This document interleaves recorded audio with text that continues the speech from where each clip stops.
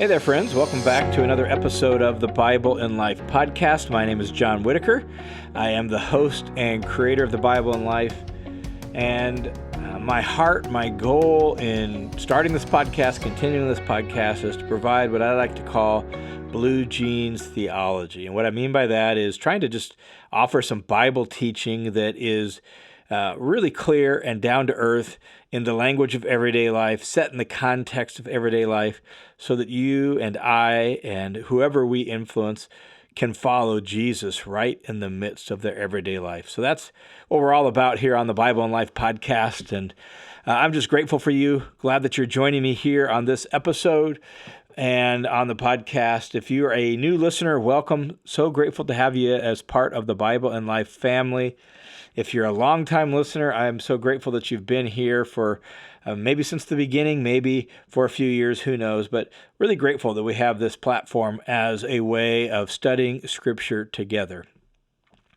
Last week, we began just a little two-part series on 5 things I'm learning about life and ministry from what the Apostle Paul says about his own life and ministry in 2 Corinthians. And we talked about the first few of those and kind of had to stop midway through the third one. So we talked about how our integrity for the Apostle Paul, since everything's theological for him, our integrity either reflects the faithfulness of God or it doesn't. That our integrity is not just a personal choice as representatives of God, as children of God and part of his kingdom, that our integrity or the lack of it says something about God. And so for Paul, since God is faithful, God keeps his word, God keeps his promises, we need to be people who are faithful and keep our word and keep our promises as well. So we talked about that. We talked also about how that the cross is not merely something that we talk about or sing about or teach about or preach about. It also, as followers of Jesus, we walk the way of the cross, that the cross is something we embody, and that it's not always clear what that looks like, but in the details of our life, right, it can be a little ambiguous and take some discernment, but the reality is Jesus' people are cross-shaped people who are embodying the cross as much as talking about the cross. So laying down our life, pouring our lives out for the sake of serving others, not serving ourselves. Our standards of success are different than the world's standards of success. The way we use power is for self-giving, not self-getting. That these are all part of what it means to walk the way of the cross. And then we talked a little bit about the third thing I'm learning about life and ministry, and that is that being faithful in our weaknesses means celebrating, which just seems so backwards, but celebrating them, celebrating our weaknesses. And so we talked a little bit about that, but I want to say a little bit more about that because that's so central to how Paul describes his life and his ministry in 2 Corinthians. And so I didn't want to rush through that or just leave that on our last episode. So I want to pick up there and talk a little bit more about what this means to be faithful in our weaknesses by celebrating them. And we read in last week's episode the key passage out of 2 Corinthians 12 towards the end of the letter, sort of a climactic moment where Paul gathers up a lot of the things he's said throughout the letter that pertain to this theme. And so in 2 Corinthians chapter 12, verse 9 and 10, Paul says, or maybe better, Paul recounts what Jesus said to him, "My grace is sufficient for you, for power is perfected or completed or brought to its goal in weakness." And Paul's response to those words from Jesus then are, "Most gladly, therefore, I will rather boast about my weaknesses so that the power of Christ may dwell in me or dwell on me. Therefore, I delight in weaknesses, in insults, in distresses, in persecutions, in difficulties on behalf of Christ, because when I'm weak, then I am strong." And that's that key passage about this theme. And that comes really in the letter of 2 Corinthians. It comes as the climax to an interesting section that begins in chapter 11, where Paul essentially gives what I like to refer to as like an anti-boast. the Corinthians, as we noted last week, are in this cultural context that promotes boasting as a way, like self-display of one's own accomplishments and possessions and greatness was actually encouraged and a key feature of their culture. Like boasting it wasn't looked down on. It was what you did. If you had things and if you were great, you got ahead by celebrating your own accomplishments, or as we would say, by tooting your own horn, right? That honor and shame, and you competed for your honor, and you did that through boasting, and it was natural. Paul's audience in the church at Corinth was living in that environment, and his opponents are running Paul down, talking about how unsavvy, unskilled, how unimpressive Paul is, and they're basically trying to force his hand to play the game of boasting. Well, in chapter 11, Paul says, okay, fine, you want to force me into it? You want me to boast? I will boast. And when Paul does so, he boasts in all the wrong things, in all the things that he has suffered, in all the difficulties that he's had as a servant of Christ, in all the beatings and all the hardships he's gone through. That's what he boasts in. So it's an anti-boast. It's an upside-down boast. It's a boast that culminates in these words where Paul says, "Most gladly, therefore, I will rather boast about my weaknesses, because when I'm weak, then I'm strong." And what it reminds us when Paul says that he is going to boast in his weaknesses, that by weaknesses, what Paul means are things like his suffering. He means being slandered. He means being run out of town by some members of the congregation.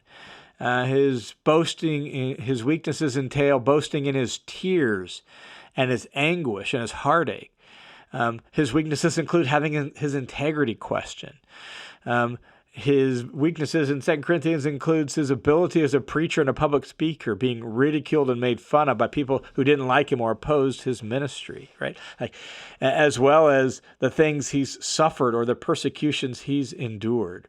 In other words, the things that Paul's boasting in are all the things that just, make him look unimpressive and insignificant. Now, what does it mean to celebrate those things? If we're going to be faithful in our weaknesses, I said, here's one of the things I'm learning, is it means celebrating my weaknesses. What does that mean? Well, it doesn't mean, egotistically throwing our shortcomings and our weaknesses and the things maybe we suffer for the sake of Jesus in other people's faces. That's not what it means. Paul, you can tell in 2 Corinthians 11, he's incredibly reluctant to even list off these things, but he feels like his hand has been forced, and so he does it.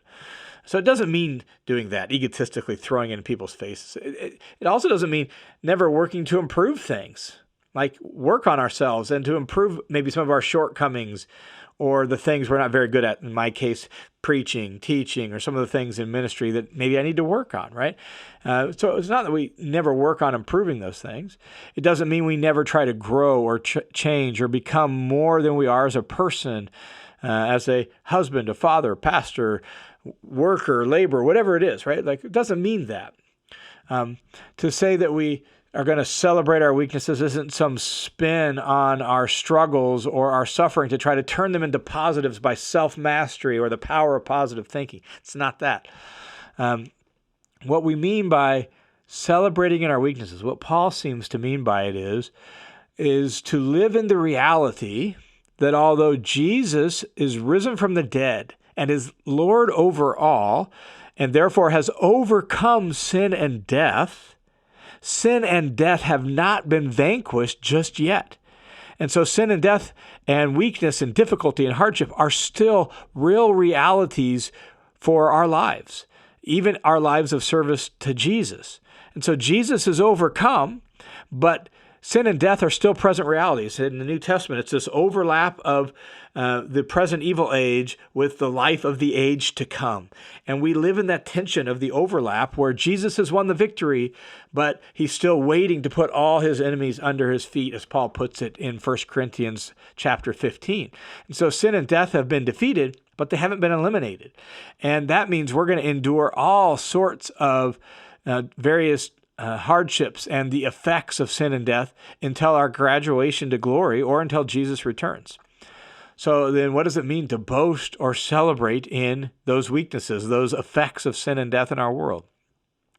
Well, celebrating our weakness fundamentally means that we humbly but confidently rejoice in the victory of Jesus. And it means that we humbly but confidently rejoice in the fact that God, in his grace and power, can and does glorify Christ and further the gospel through me, in spite of the things in my life and in spite of the things in my ministry that make me less than impressive, that make me less than awesome, right? And thus, celebrating our weaknesses ultimately boils down to celebrating God.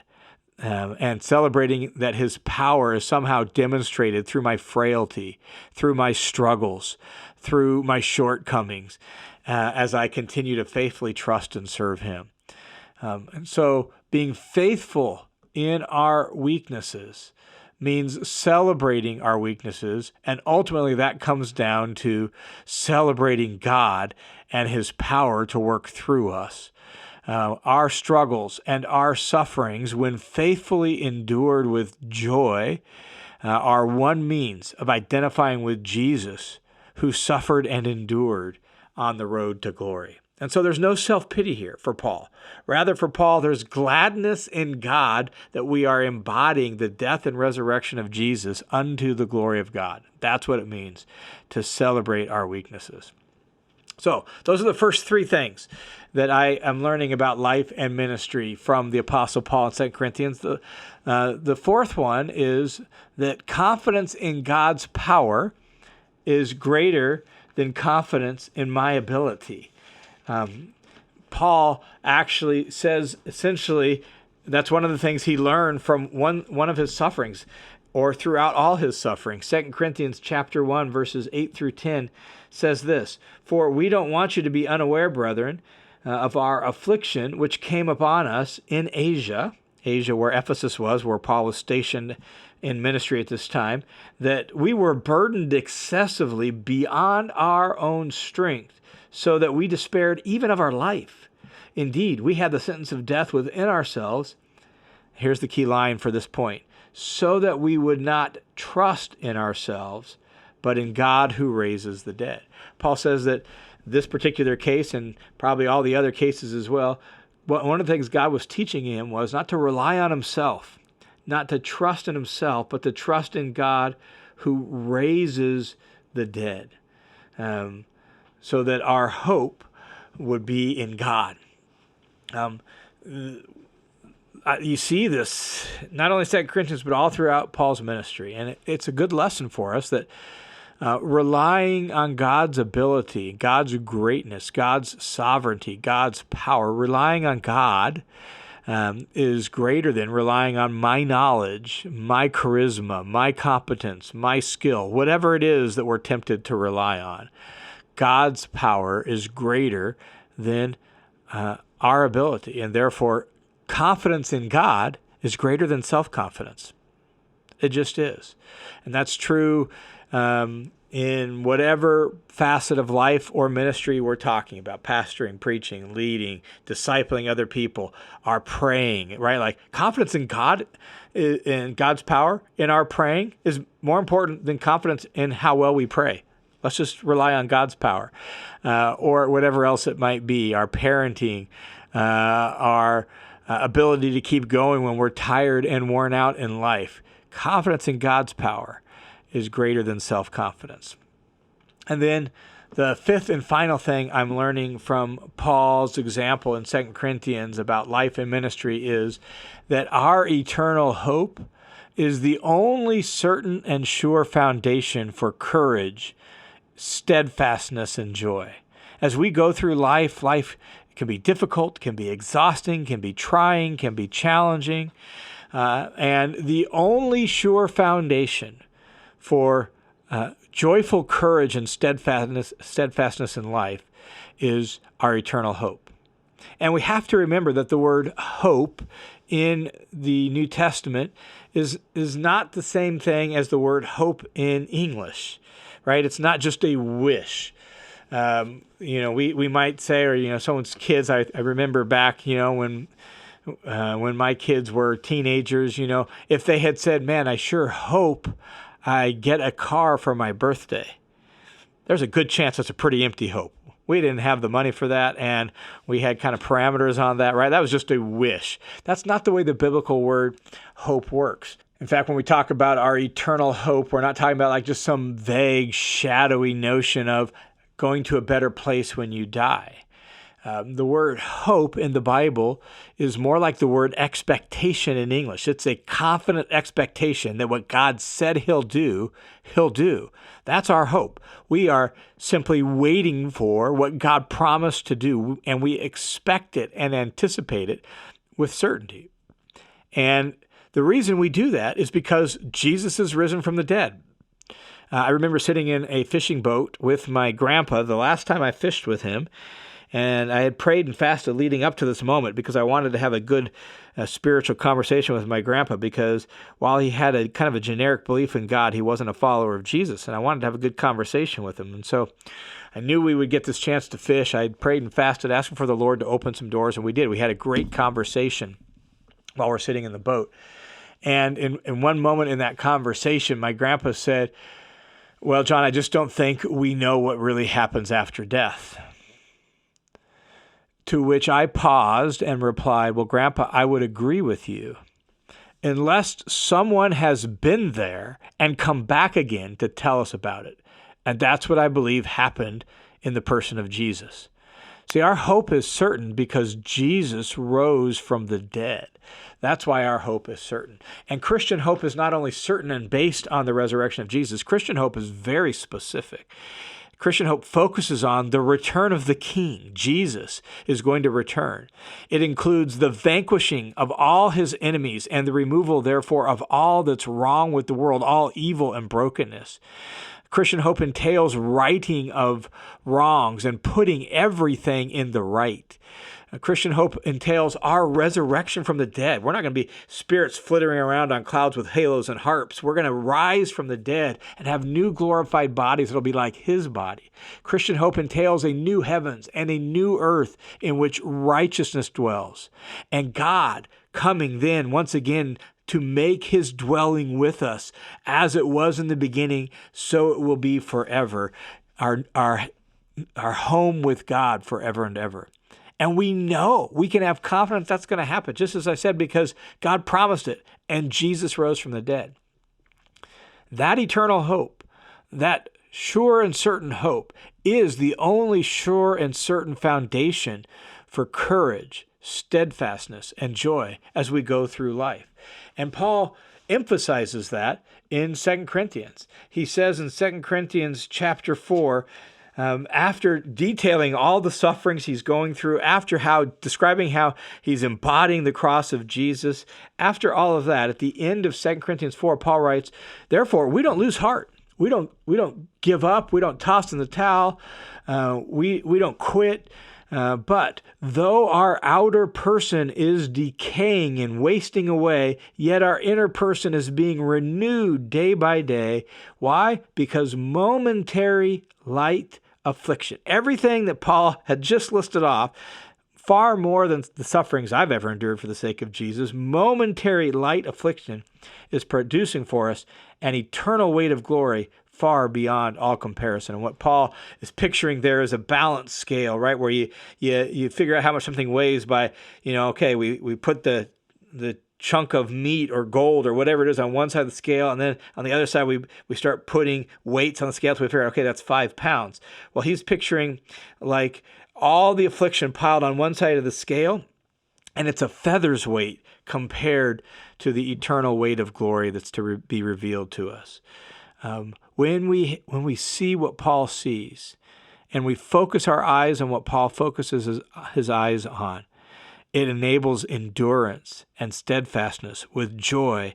It enables courage and perseverance with joy in the midst of whatever we're going through now. In fact, Paul ends this passage in 2 Corinthians 4 and verse 18 by saying, "While we look not at the things which are seen," because the things which are seen are temporary, but we look at the things which are not seen, because the things which are not seen are eternal. That's where our focus needs to be. There is a new world coming, and it's guaranteed by the resurrection of Jesus. And so we look forward to that. And if our focus and our hope is in the here and now, and everything getting better in the here and now, and silver linings behind dark clouds in the here and now, man, we're going to be a sorry lot. We're going to get discouraged. We could get cynical. We could get resentful and bitter. And if our hope is even in the church, right? Like the church, I've heard people say the church is the hope of the world. No, it's not. Jesus is the hope of the world. And the church is the company of Jesus, doing our best to follow him. The real issue is, did Jesus rise from the dead? And that's a matter of fact. It's not a matter of feeling. Either it happened or it didn't. Either you believe it or it didn't. You don't. The death and resurrection of Jesus is the object of our faith. It's the content of our message. It is the pattern for our life and our ministry. And when we begin to see that and we realize that that's what life is all about, and eventually King Jesus will return and make all things new, well, then everything else fades into the background. And we can endure with joy what we're going through right now because our eyes are fixed on eternal things yet to come. So that's the only sure, certain foundation for courage, steadfastness, and joy. And so we can live in the present, embodying the cross of Jesus so that the resurrection life of Jesus can be manifest in our life. And we can do so steadfastly, knowing that if Christ was raised from the dead, we will be raised with him. So there you have it, 5 things I'm learning about life and ministry from the Apostle Paul in 2 Corinthians. Pray it's encouraging and helpful to you as it has been to me. All right, thanks for tuning into this episode of the Bible in Life podcast.